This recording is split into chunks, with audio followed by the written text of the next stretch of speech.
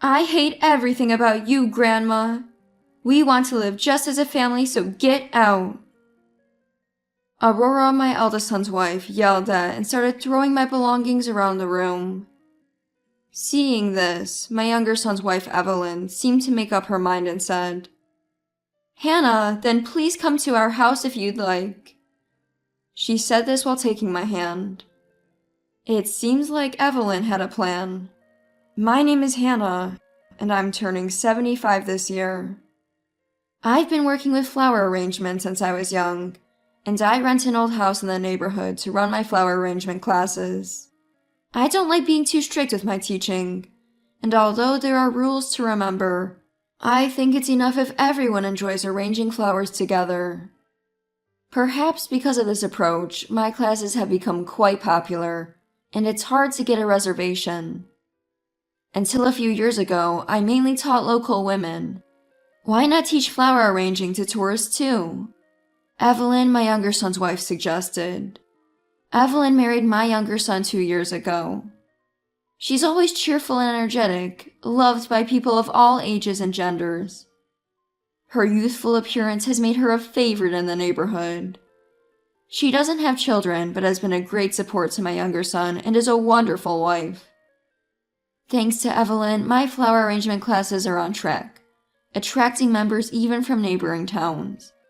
I always wanted to work as much as possible in my later years and not be a financial burden to my sons.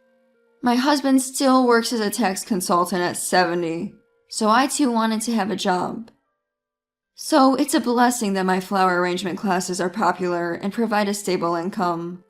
However, my biggest worry is Aurora, the wife of my eldest son with whom we live. Aurora married my eldest son Matthew 5 years ago, but I've always felt we didn't get along. Their marriage was a shotgun wedding due to Aurora's pregnancy. Thinking they would be financially strained, I suggested they live with us for a few years until things settled. Matthew was initially happy with this, but I soon regretted it. Aurora has a tough personality, evident in her every word, whether she's speaking to me or my husband. Matthew seems completely under her thumb. Although she's married to Matthew, whom I cherish, it seems to her I'm just an annoying presence. Aurora, while a housewife, hardly does any housework. I took care of the chores when the baby was born, expecting her to take over eventually, but years later she still doesn't. It's as if she sees me more as a housekeeper. The shampoo in the bathroom is gone. Sorry, I didn't notice. Please be more responsible. I'm busy with the kids, you know. I'm sorry. That's how it was. Aurora would find something and immediately complain to me. I understood she was busy with childcare, but to me it seemed she just lounged around watching TV all day. Of course, Matthew, her husband, never said anything to her. He always put his wife before his parents, letting her do as she pleased. Running my flower arrangement classes 5 days a week, and then doing household chores was becoming increasingly difficult with age. My husband would come home from work, see me doing chores, and worry if I was getting too tired. He has always been a workaholic, but was very lenient with the kids. He rarely opposed what they wanted to do and never raised his voice. Now, I wonder if that leniency has led to unfavorable outcomes. Maybe I was too indulgent, he said, looking sad. I was starting to think about finding a new place for my eldest son's family so my husband and I could live quietly by ourselves. One day, after shopping and preparing lunch, I noticed it was noisy outside. There seemed to be several families having fun. Suddenly, the front door opened, and those families entered our house. "Excuse us." Come in. The house is a mess, but make yourselves comfortable. Sorry for dropping by like this." "It's fine, don't worry about it." With that, Aurora ushered the other families into the living room. Confused by this sudden event, I was now dealing with 5 adults and 5 children. 10 people suddenly in my house. "Aurora, what's this about?" "It's okay, don't worry, just go over there." The other family started spreading out store-bought dishes and began a party in the living room. Of course, I wasn't informed about any of this. I was overwhelmed, my house suddenly overrun by a large group. The children not being watched by the adults were misbehaving, opening our fridge, jumping on the sofa. Not wanting to be in such a house, I decided to go out for a while, do some shopping, and distract myself. Relaxing in a cafe, reading a book, and browsing new shops, I lost track of time. And before I knew it, it was 4 p.m. Thinking I should return home to prepare dinner, I worried about the state of the house. When I got back, I could still hear the noise inside. They haven't left yet. Feeling heavy-hearted but knowing I had to ask them to leave, I entered the house and approached Aurora.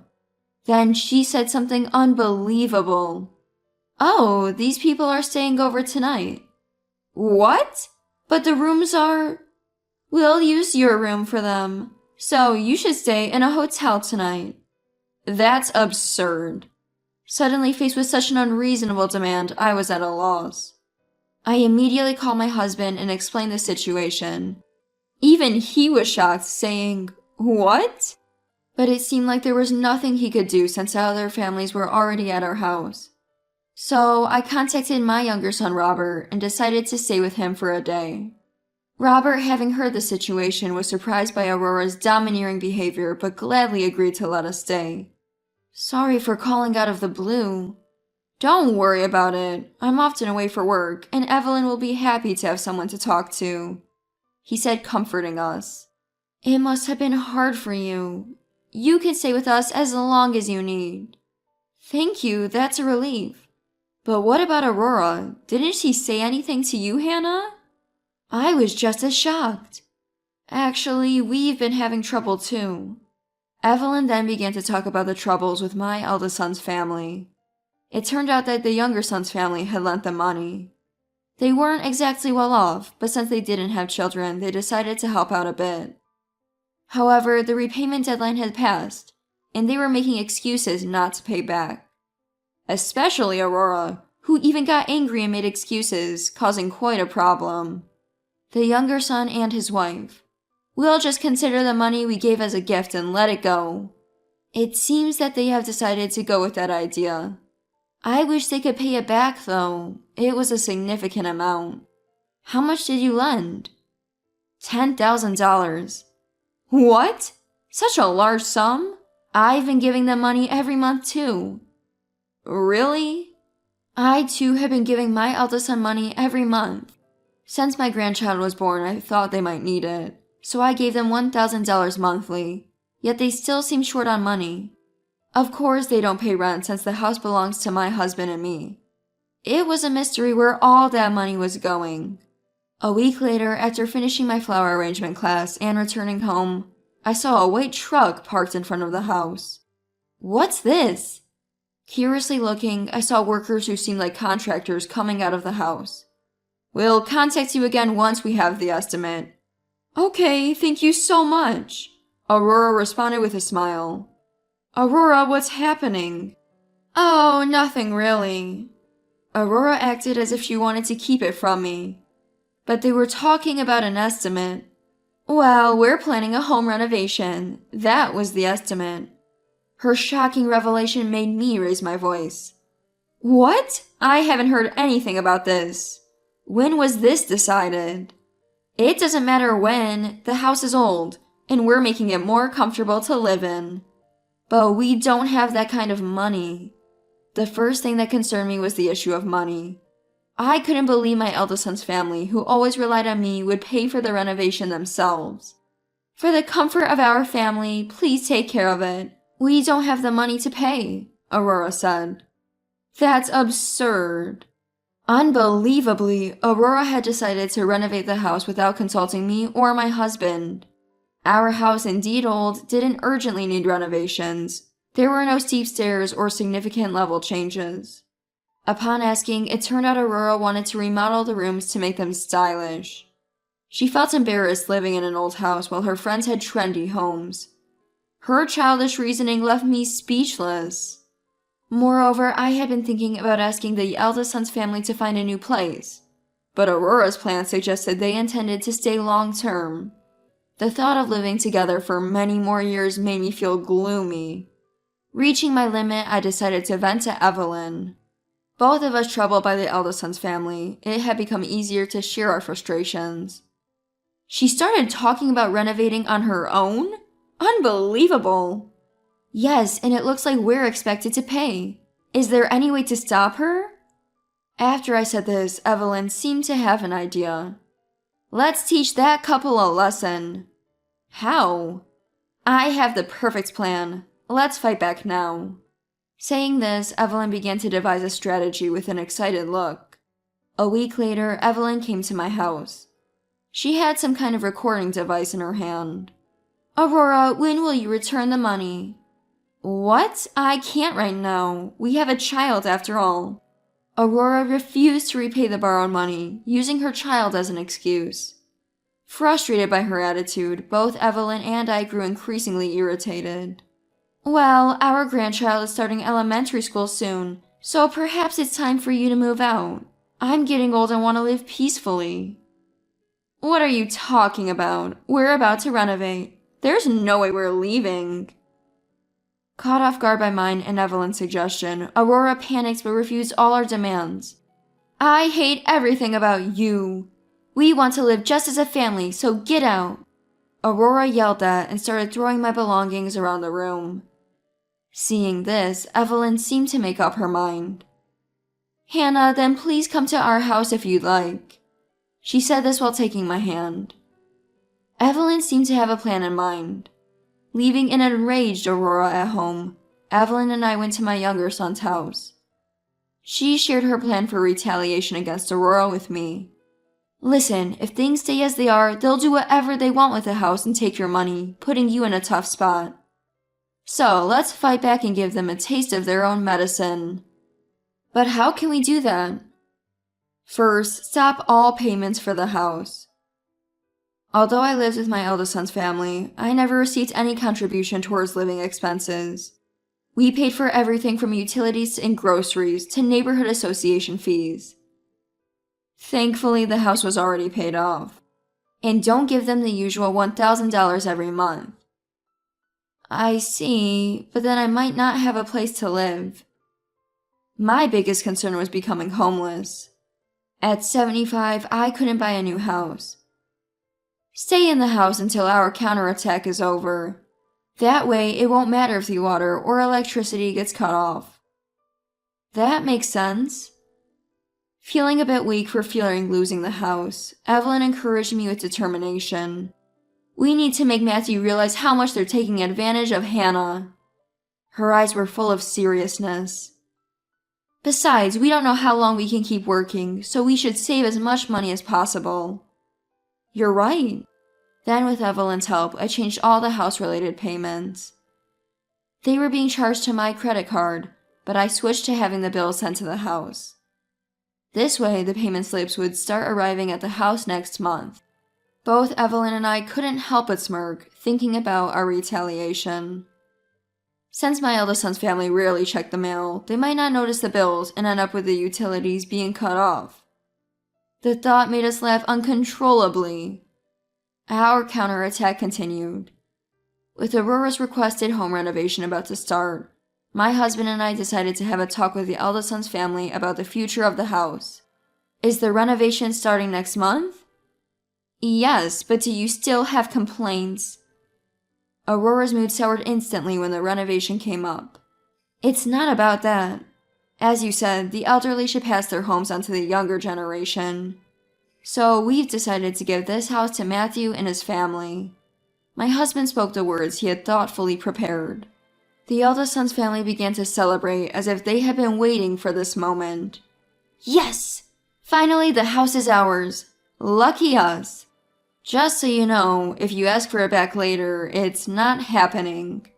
While I felt like sighing at their reaction, I continued the conversation about the renovation. You can remodel the house however you like, I told them. Young people have their own tastes, my husband added. At this, Aurora's face lit up with a smile. Of course! Now that you're no longer residents of this house, could you please leave quickly? This is our house now. Leave, she says.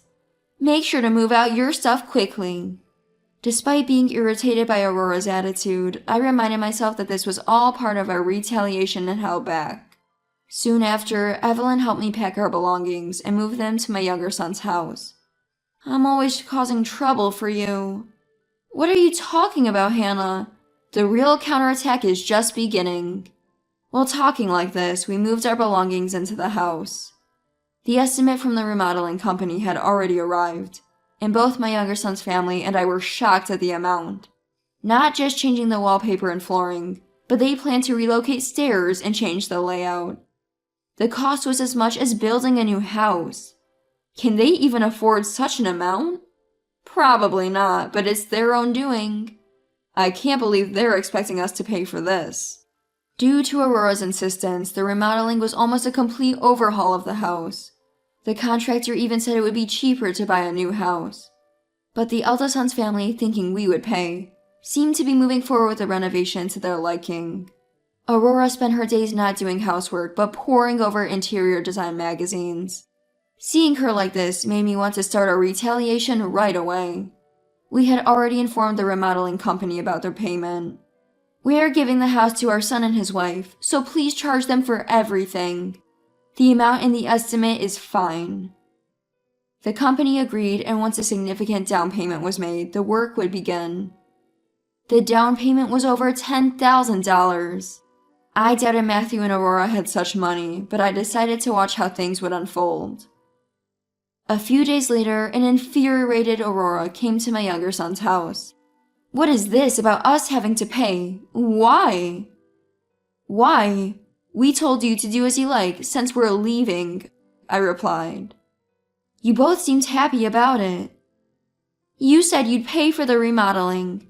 You don't have anything else to spend your money on, so use it for your son and his wife." "Why would I?" At that, Evelyn, having reached her limit, burst out in anger. "Enough is enough. You've been making Hannah and her husband pay for everything, and you still want more. They've been paying your rent, groceries, and even giving you $1,000 every month. Did you know that? It's only fair that you pay for the renovation since you told Hannah to leave." Aurora seemed shocked to hear about the $1,000, her face showing confusion. $1,000? What is that about?" "Didn't you know? Maybe your husband was using it secretly." "Birds of a feather," I said sharply, adding insult to injury. "I'm sorry, but from now on, we won't be giving you a single dollar." "No way! Why?" After I said that, Aurora left, looking frustrated. Since then, I haven't given my eldest son's family any money. Apparently, Aurora had to apologize to our relatives and borrow money to pay the down payment to the remodeling company. I'm sure they have no intention of paying it back.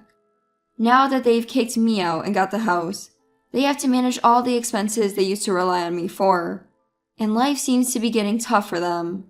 Aurora has to work without any days off, as they're financially strained. The relationship between my eldest son and his wife has deteriorated due to financial issues, and they apparently fight almost every day. The $1,000 I used to give my son every month was, unbeknownst to Aurora, being spent on drinking and entertainment. Moreover, it was revealed he was inviting junior colleagues to clubs and bars, as indicated by the numerous girls' business cards found in his suit pockets. This issue led to a huge fight, and they even considered divorce at one point. However, neither had the capacity to live independently, so they decided not to go through with it. Neither could afford alimony, which was probably a wise decision. They might have finally realized how expensive it is to live on their own. Lately, Aurora has been calling me with a pleading tone. "Hannah, won't you come back home?" "What?" "Well, I thought maybe you'd prefer the house you're used to over where you are now." "You just want my money, don't you? I'm much more comfortable where I am now. Sorry." I hung up the phone and deleted her contact information. Eventually, it became clear that my eldest son's family couldn't afford the remodeling costs, so they had to sell the house soon after it was completed. The house was priced quite high, probably due to the extensive remodeling expenses, much higher than the average in our town. Our old neighborhood is a so-called bedroom community. not particularly close to a station and without great transportation links. With such conditions, I doubt it will sell easily. Moreover, the interior, heavily influenced by Aurora's preferences, was a mismatch of styles and hardly stylish. I think it showed a significant lack of taste to spend so much money on such a cluttered house. Maybe we should buy the house, now that it's for sale, Evelyn joked. Afterward, I heard that my eldest son's family moved somewhere else, but I haven't been in contact, so I don't know the details. Rumor has it that they were cut off by Aurora's relatives for not repaying borrowed money. Furthermore, Aurora reportedly started a dubious business out of desperation for money and is now being shunned by her friends. For several months, we stayed with my younger son and his wife. Evelyn, being kind, offered us, "Why don't you live with us?" But, tired from living with Aurora and her family, I politely declined. Instead, Evelyn arranged for us to rent an old house owned by her relatives that they were looking for tenants for. It was an astonishing 120-year-old traditional house. I fell in love with it at first sight. My husband and I, fond of old things, gratefully agreed to rent it. We were offered an unbelievably low rent as family, which we deeply appreciated. The house, grand and full of character, was perfect for my flower arrangement classes. It was even better than the old house I had been renting before, likely attracting more students. I'm motivated to continue with my flower arrangement classes. Changing our living situation made me realize how abnormal the relationship with my eldest son's family had been.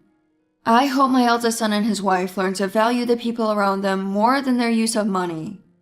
If they do, they might find help in times of need, as life is about helping each other. I'm thankful to Evelyn for this realization. I'm proud of my son for marrying such a wonderful woman.